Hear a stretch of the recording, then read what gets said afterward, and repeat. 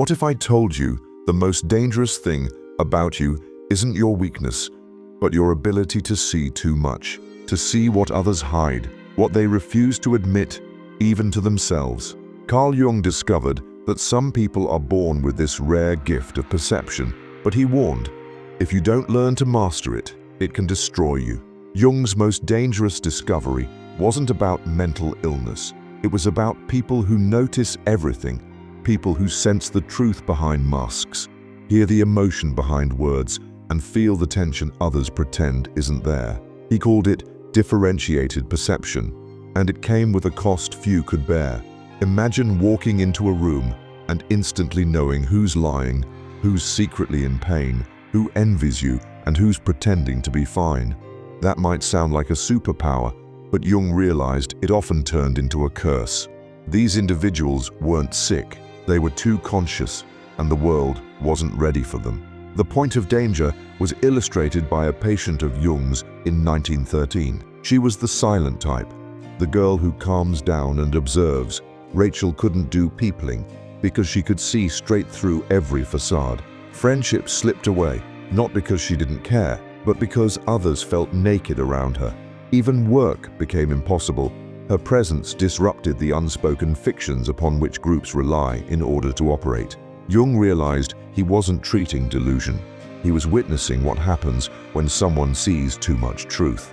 He wrote, that perception, this sharp, makes you a mirror. And most people can't stand to look into it.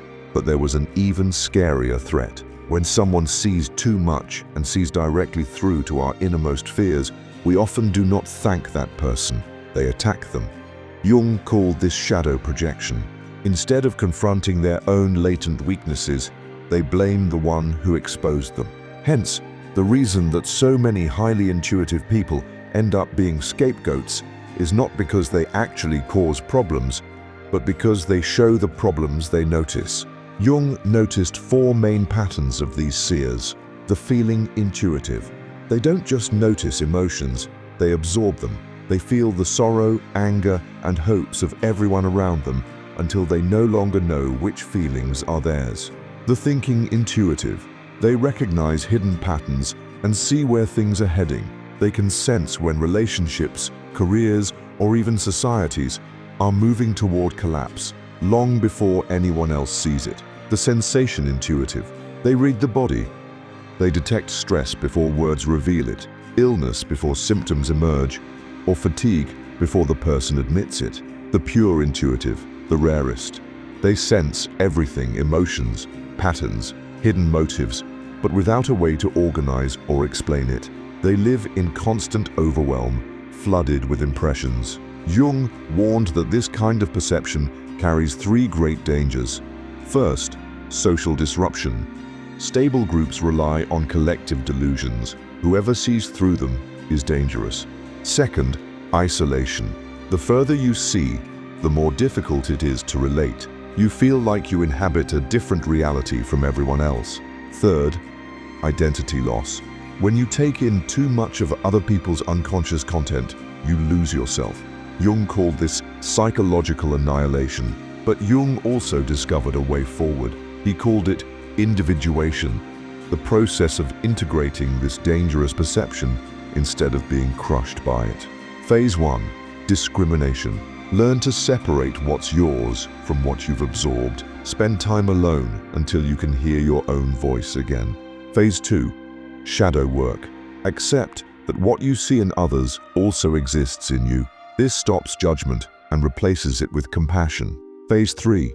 Conscious participation. Learn to engage with others' hidden truths without drowning in them. Become a container, a bridge between unconscious and conscious without losing yourself. Jung discerned 2 possible outcomes for those so gifted. Some are broken by what they consider Nietzsche, whose ability to see into human fallacies sent him retreating into loneliness and insanity.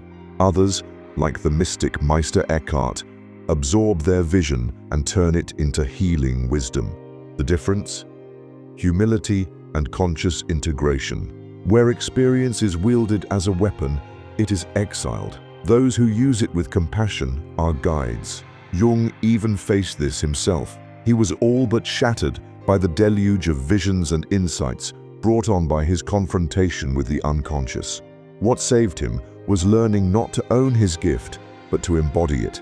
He felt that such acute perception was not a curse, but a step in the evolution of consciousness. That's why Jung called such people pioneers of awareness. They sense what societies ignore. They carry the burdens of truths not yet ready to be spoken.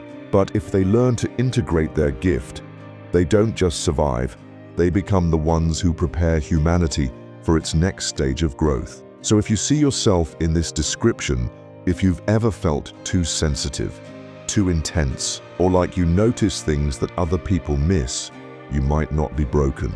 Card, you're just a little too ahead of your time. The most dangerous discovery that Jung made was this, that seeing everything is not the problem.